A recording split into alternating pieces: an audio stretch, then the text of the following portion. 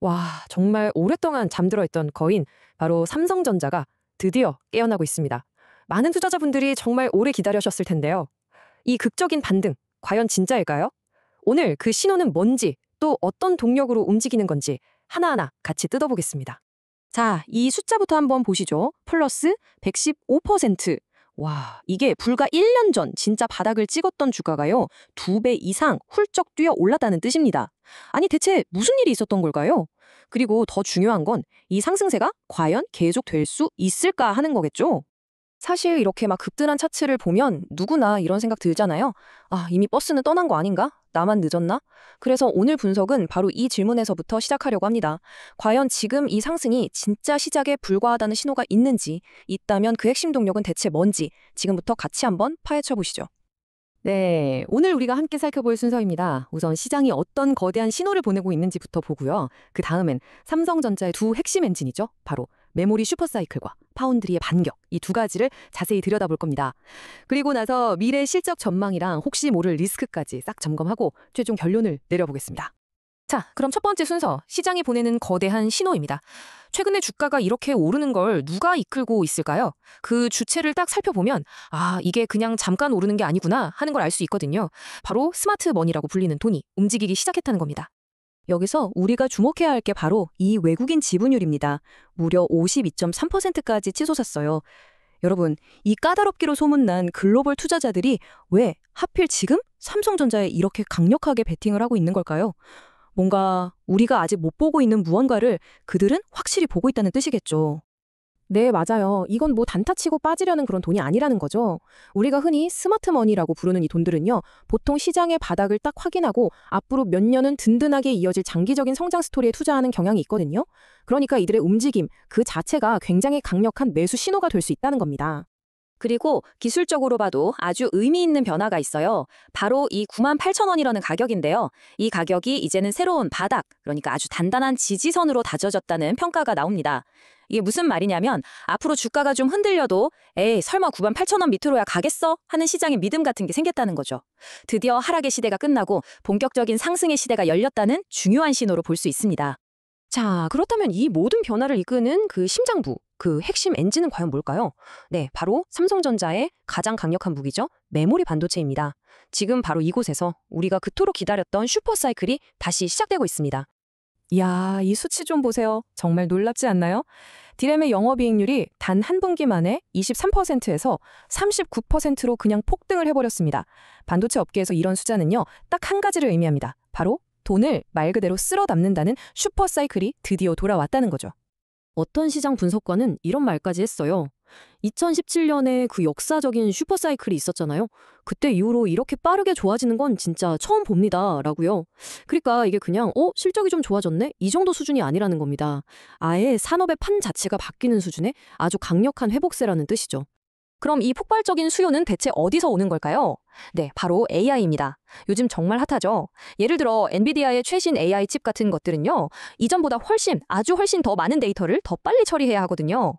그러려면 뭐가 필요할까요? 바로 고대역 폭 메모리 HBM이 필수적입니다. 이 연쇄 반응의 가장 끝에서 삼성전자의 HBM 물량이 분기마다 무려 80%씩 폭증하고 있는 겁니다. 근데 더 중요한 게 뭔지 아세요? 이게 HBM 같은 어떤 특별한 메모리에만 해당하는 얘기가 아니라는 거예요. 우리가 그냥 컴퓨터나 스마트폰에 쓰는 일반 D램 가격마저도 2026년까지 41%나 오를 걸로 보입니다. 생각해보세요. 반도체는 한 번 만들어두면 원가가 거의 고정인데 파는 가격이 이렇게 올라간다? 그럼 그 차액이 거의 그대로 다 이익이 되는 거거든요. 앞으로 엄청난 현금을 벌어들일 거라는 예상이 나오는 이유가 바로 여기에 있습니다. 자, 지금까지 첫 번째 엔진을 봤고요. 이제 삼성전자가 숨겨뒀던 비장의 카드, 두 번째 성장 동력을 한번 꺼내 보겠습니다. 바로 오랫동안 삼성의 아픈 손가락 취급을 받았던 그 사업이죠. 파운드리, 즉 반도체 위탁 생산 사업의 정말 놀라운 반전 드라마입니다. 이건 뭐 다른 설명이 필요 없습니다. 숫자가 모든 걸 말해주거든요. 바로 직전 분기까지만 해도 2조 4천억 원이나 되던 파운드리 사업 적자가요. 단 한 분기 만에 5천억 원 수준으로 확 줄었습니다. 진짜 골칫덩어리였던 사업부가 이제 슬슬 효전으로 탈 준비를 마쳤다는 거죠. 근데 이건 시작에 불과해요. 앞으로는 기대할 게 훨씬 더 많습니다. 경쟁사들은 감히 따라오기도 힘든 2나노 최첨단 공정이 곧 양산에 들어가고요. 또 테슬라 같은 엄청난 고객사의 AI 칩을 따낼 가능성도 계속 나오고 있죠. 거기다 차세대 메모리랑 결합하는 독보적인 기술력까지. 이 모든 것들이 파운드리 사업을 완전한 흑자로 돌려세울 아주 강력한 카드들입니다. 좋습니다. 그럼 이제 눈을 조금 더 멀리 미래로 한번 돌려볼까요? 과연 시장의 전문가들, 애널리스트들은 삼성전자의 2026년을 어떻게 보고 있는지 한번 살펴보겠습니다. 와, 시장의 전망은요, 정말 놀라울 정도로 낙관적입니다. 여기 표를 보시면 아시겠지만 주요 증권사들이 2026년 삼성전자 영업이익을 최소 78조 원에서 많게는 97조 원까지 보고 있어요. 이게 어느 정도냐면 삼성전자 역사상 가장 좋았던 실적을 가뿐히 뛰어넘는 수준입니다. 이제 역대 최고 실적 경신은 거의 기정사실로 받아들여지는 분위기예요. 자, 그럼 이렇게 엄청난 이익 전망이 주가에는 어떻게 반영될까요? 이미 너무 오른 거 아니야? 싶으실 수도 있지만 대부분의 증권사들은 지금 가격에서도 최소 25%는 더 오를 수 있다고 보고 있습니다. 한마디로 아직 갈 길이 멀다, 성장할 공간이 충분히 남아있다는 뜻이죠. 물론이죠. 모든 투자에는 당연히 리스크가 따릅니다. 이렇게 막 장밋빛 전망만 얘기할 순 없잖아요. 이 화려한 전망 속에서도 우리가 반드시 주의 깊게 살펴가야 할 몇 가지 잠재적인 변수들이 있습니다.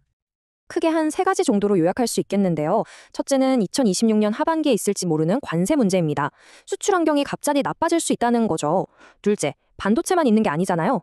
부품 가격이 계속 오르면 스마트폰 같은 완제품 사업의 이익이 줄어들 수 있습니다. 마지막으로 아까 희망적이라고 말했던 파운드리 사업이 아직은 적자라는 사실, 이것도 잊으면 안 됩니다. 이 변수들이 어떻게 움직이는지 계속 지켜봐야겠죠. 자, 그럼 이제 정리를 한번 해볼까요?